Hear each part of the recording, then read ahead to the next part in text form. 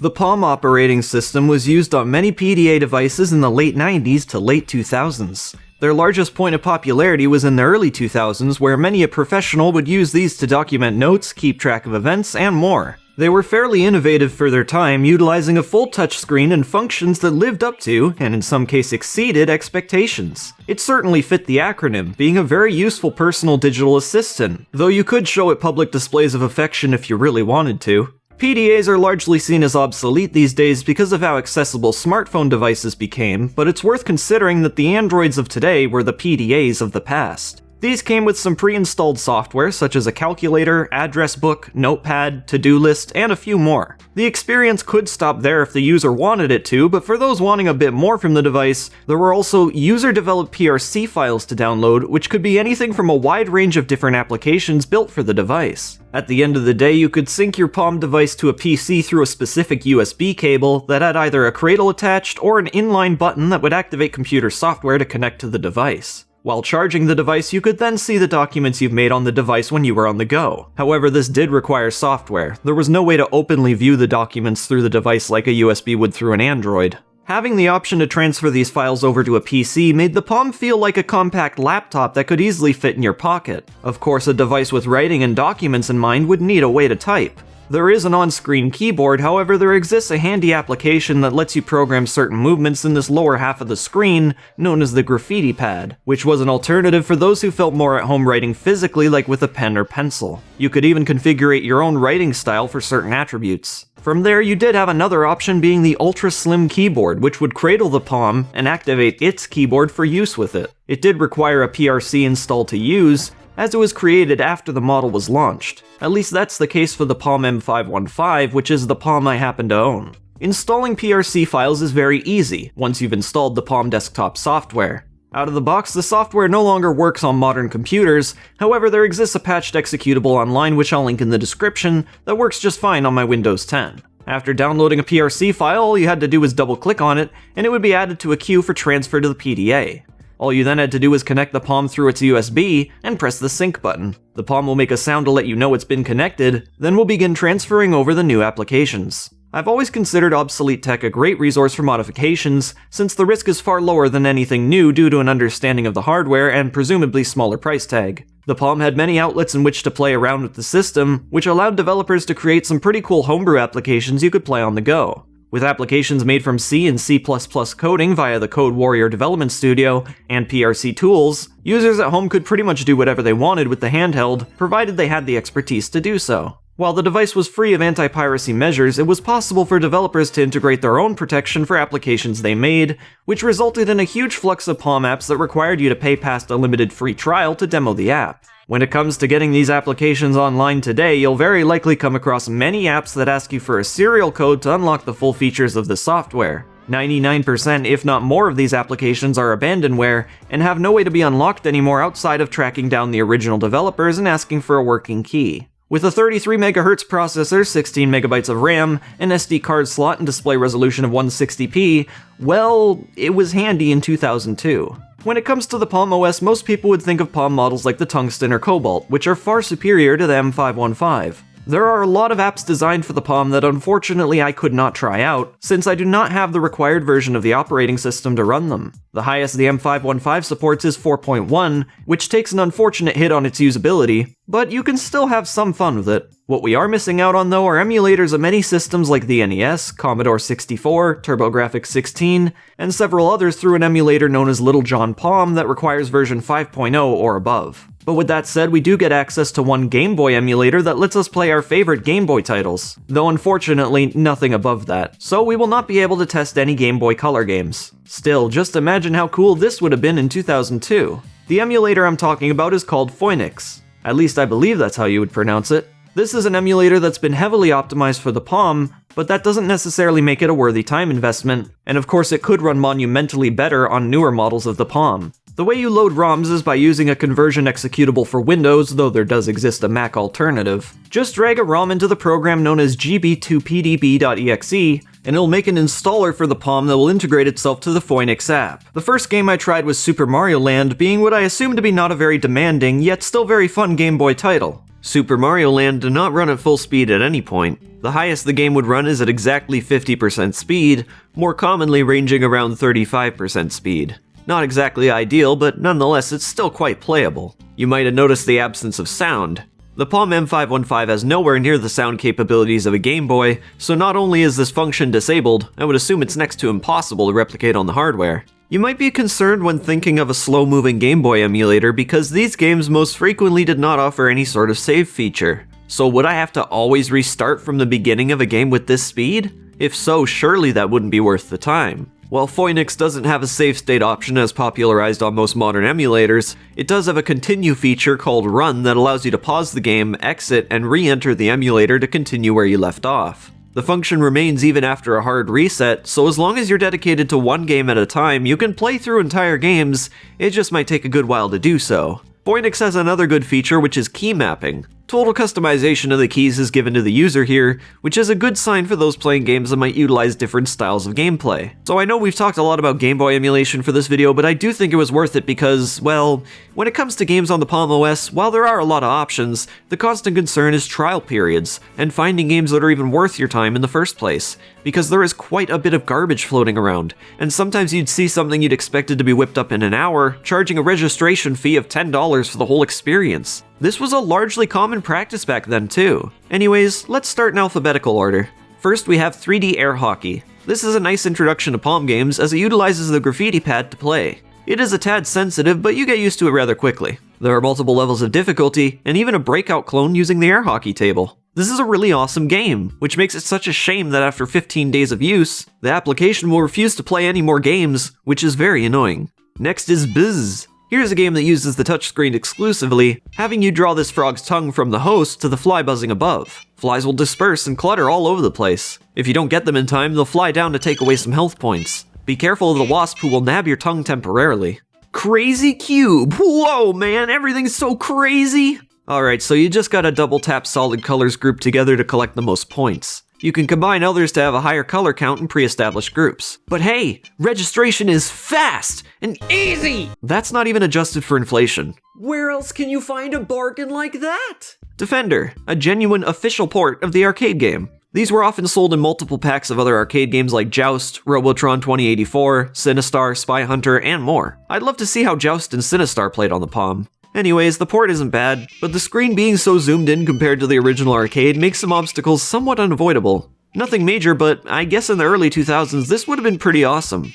Flytrap is probably my favorite thing to play on the Palm ever. Seriously, I don't know why this idea hasn't resurfaced elsewhere. Or maybe it has, I've just never been made aware of it. Basically, you're collecting bugs for whatever reason, maybe photography or something, and you have them in a case where you need to keep the bug isolated. How you do this is by tapping the screen to close in the walls on the bug like that Star Wars trash compactor. Once you've closed the walls in all the way, you capture the bug and move on to the next species of insect. How do you lose, you might be wondering? Well, the bugs are delicate, and can't survive a certain degree of impact. Therefore, it's your responsibility to close the walls in at the right time as to not fling the bug into the other side, which could be potentially life-threatening for it. This is a really awesome physics sort of strategy-type puzzle game that unfortunately requires registration after a certain number of levels. I've never actually made it to the limit since it's actually kind of challenging, but I'd imagine not long after my game over it probably would have finished anyways. I was excited to see someone manage to port Lemmings to the Palm, but when I finally got into it, it didn't seem to work right. The trial version gives you 7 levels, only 2 of which I think are actually completable,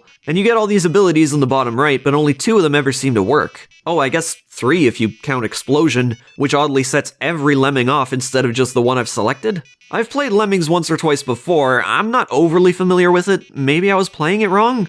Master Thief 3D. Now this was a surprise. I think this game perfectly demonstrates the capabilities of the system. Yes, you'll never get good sound options from it, but clearly it has some power to it. I don't know how much more of this exists. It says you can get more missions on their website, and I checked it out, but, awkwardly enough, this site belongs to the same guys, but shoehorned in between are these promotions of various adult sites. Then it goes back to their historical backlog. I'm still blown away by this. Mario Bros. Oh, my bad, Mario Bros. Championship Edition. Nintendo has no involvement with the development of this software. Yeah, okay, but that doesn't really change anything. But yeah, despite this, the graphics are passable. The game itself plays like junk, though. The Koopas are, turtle shells. move too fast in this closed-in environment, making it really hard to get around quick enough to stop them. It has terrible physics and no wiggle room, so this is no good. Pipeline Peril. If this wasn't just a trial, it would have overwritten having Pipe Dream on the Game Boy emulator. You only get a couple of dedicated levels here, but you could just keep playing these ones. You do get a different result each time, so there's always some fun to be had. Qubic is something. Like Froggy, there's no guilt here. They just remade Q-Bert. It's a good clone of Q-Bert, yeah, but don't you think you shouldn't be charging money for this? Race Fever. You get 2 maps and I guess brief multiplayer in this pole position clone, and quite honestly, this is rather impressive. Is it ever hard to control though? I could probably get a handle over it in time, but not having the full version leads me to do otherwise. You can't even finish a full race before the registration prompt shows up. Root Beer Tapper. Here's another one of those officially licensed ports. It's one of my favorite arcade games for sure, but this particular port gets a number of things wrong. Starting with the good, the graphics are extremely faithful. Even the sound is close to its original counterpart. Not common for a Palm game. It controls fine as well, but for some reason filling the cups is lagged. I'll hammer that button, despite it should only take 2 or 3 presses to fill the mug. I think there's only 2 stages as well. That or the sports stadium just lasts far too long. I was 10 minutes into it and the stage still had yet to change. Maybe you had to register? It didn't say that though. You only get 10 plays before it becomes unplayable, so Tank Pilot. Very clearly a Battlezone clone, but what do you know? They created their own assets. It's almost like they knew how copyright works. It plays identical to what it's based off of. Looks cool too with its pseudo 3D approach. You only get 3 levels, then it repeats. It's a fun time killer, but without the rest of the game, it's a bit pointless. RB's Color Tic-Tac-Toe. It's a 2-player game of tic-tac-toe with no computer opponents available. Well, they are available, you just gotta register it for that. Toy Races. You get a few cars and a few maps which are fully playable, but for the rest you have to register. Fun little game that gives you something to actually enjoy before paying for it, but the sound is absolutely horrible. You can turn it off, thankfully. Also, I noticed cars overlap each other. That's fun. So those were all the trial-restricted games I kept as far as I know. I do, however, have a few games that I did manage to find the serial codes for. I managed to find the code for Robotron 2084 by looking at an old eBay ad that sold it, having the registration card out in the open for anyone to see. Thanks, guy! I don't know if you knew what you were doing, but you done did me a solid. As per the port though, I mean, I guess it couldn't have been much better, but twin-stick shooters kinda only work with twin sticks. Or if you play the Midway collection on the Sega Genesis with 2 controllers. Seriously, why didn't that transfer over to the Super Nintendo version? So on the Palm you can use the touchscreen or the face buttons below to move and shoot. The far left button changes the direction of your projectile to the closest left angle, closest right angle to the far right button. You're constantly firing, like in a lot of other ports of the game on strange systems. It's playable, but awkward. Still one of the best time killers for the Palm though. So this was inevitable. Serious Sam on the Palm OS. The game that actually inspired me to get the device purely out of curiosity. It came on a CD that you'd essentially rip the files from to get the PRC installer and PDB data package, which is installed the same way. It's essentially just a way of distributing larger file sizes onto the Palm.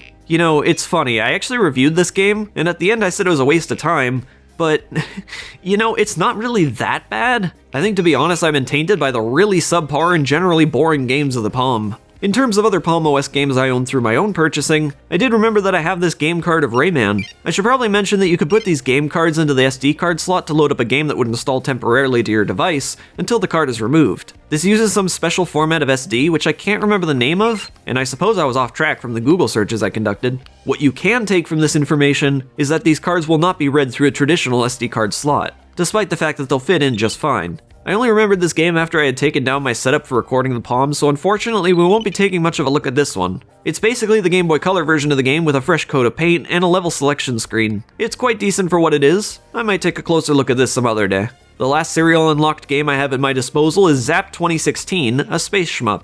Well, what do you know? Another not horrible game, I think. And no, it didn't come out in 2016. It was just an improved version of a prior release on the Palm known as Zap 2000. There are lots of enemy types, waves, boss fights, upgrades. There's like an actual game here. I'd actually consider playing this on my own time. That's precisely what you want to see. Decent graphics and sound, fast-paced gameplay, and new environments make this a stellar accomplishment for the Palm.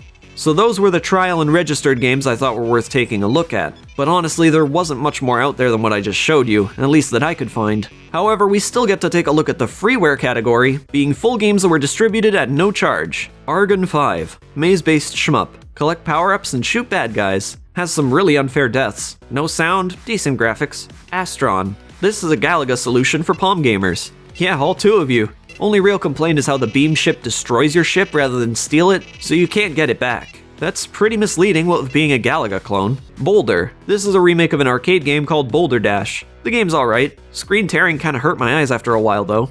What you gotta do is collect these orange diamonds and get to the goal without having boulders fall on you. BoxMan. It's Sokoban. A pretty decent version of it actually. There's no sound here, but being a game of concentration, it would mostly serve as a distraction anyways. Chips challenge for the win. Bucky in his first adventure. Also his last adventure as far as I can tell. 3 hits and you're dead. And the physics are extremely floaty. To the point where it feels like I've got a jetpack. Had this been a little more forgiving, it'd be almost perfect. Yep, this one's pretty fun. Caverns of Kalisto. Kalisto? This is the fantastic voyage on the Atari 2600 meets Lunar Lander. You make your way down a cavern shooting debris and rockets, collecting the goodies, then destroying the enemy base and escaping. I wish the whole process was a bit faster since it does become a little dull with the repetitive gameplay, but it's by no means bad. Invaders. Space Invaders clone right down to the iconic character designs. Some goofball made the first 2 rows invisible though. Not entirely invisible, but just enough so that you can strain your eyes trying to see them. Jumpman. A remake of an old Commodore 64 game. This game has you jump around. Jump up, and get down. Collect red targets, avoid those. KOBO. A port of the famous KOBO. Plays alright on the Palm, but having 8 directions does not apply well to the 4 face buttons when there's no D-pad in sight, so you'll have to press them in conjunction. I really feel like a touchscreen mode could have really saved this one. Ladder. Kinda like Jumpman, but more strategic. You collect treasures, shoot baddies, and build ladders. Puzzles get tricky later into the game. Muppy. Mappy, but Muppy. If anything, this one could have used more sound effects. The original arcade game is so cheery and noisy, which just makes this one feel kinda empty. The gameplay is translated fairly well though, and it actually retains those bonus games between rounds. It's pretty good. Pilot Mines. It's Minesweeper, except for some reason you flag all the tiles before passing them. Double tap to uncover. You'll probably accidentally flag a bunch because of how small the tiles are. I just feel like this could have been done a bit better. Pocket Pinball. I loved this game until it permanently stopped working. It has 3 different unique maps and plays like a real pinball machine, despite some jankiness in the frame rate. pBobble. If you ever find a laundromat without a pBobble arcade machine, then it just ain't a laundromat. Plays like the original but without Bub or Bob, which is kinda disappointing. Use the graffiti pad to aim and then let go to shoot. Points off for no Bub and Bob. Actually, they might have just done that to avoid copyright. Would have appreciated some little character or something. Rays. Very unreliable shmup that has you protect the land missile command style, except you're shooting these rays of lasers at them to blow them up. For some reason it often doesn't acknowledge the swipes, despite other games I played work with the pad just fine. The smaller the enemies get, the more frustrating it becomes. SFCave. Remember that infamous Flash game with the helicopter? Yeah, well, this is him now. Feel old yet? SP. No idea what that stands for. The jumping physics are weird, and for that I constantly die. It's a lot like ladders, but more unfinished feeling. I got stuck in the wall. LOL. Games like these are few and far between on the Palm, so I respect it to a degree, but yeah, this needed some work. So those were all the Palm games I collected over the course of 2 or so years. Sad how this was the best of what I managed to find. I'm sure there's better stuff out there, but I already did hours upon hours of searching for more, so if there are any important ones out there, well, then I guess they're either really obscure or I didn't like the name so I didn't download it. Now, at the end of the day, if you even want to play on one of these, you're gonna need to consider the power. Palm PDAs were never particularly strong with power longevity, and this model, whether it was this way from launch day or not, only lasts 1 or 2 hours of use. You can keep the device on sleep mode for hours, but keep in mind once you got that screen on, you're drowning power rather quickly. There's actually no way to power off the device exception for a hard reset. Otherwise there just exists a sleep mode, so you can't really just turn this thing off and use it the next day. Alternatively, you could go modern and buy a portable USB power supply, which does the job just fine. But I'm sure unless you already have one, you likely won't be going out of your way to get one for the purpose of playing more games on your Palm. Though I'm not sure if you'd even want to do that because only a handful of games here I would actually recommend. The Palm M515 is a handheld from 2002 that was not targeted at a gaming audience. In many ways, I should have been expecting this, but when I think of the Java platform, there usually was some, albeit low, quality control to them. Yeah, I get it, many of those are also bad, but at least they seem to have taken more time in development than just an hour. There's virtually no appeal to using one of these for games anymore, and I can't imagine it was that drastically different in 2002. The Game Boy Advance was the thing by that point, so if you wanted games, that's pretty much where you were to go. This was a fun little experience in terms of making a YouTube video, but yeah, otherwise the Palm, at least the M515, just ain't gonna cut it. There's really no reason to go back to this tech. Thanks for watching, hope you enjoyed this unusual little video. Be sure to hit subscribe and perhaps become a channel member to see videos early and support the creations of the future. Catch you in the next one!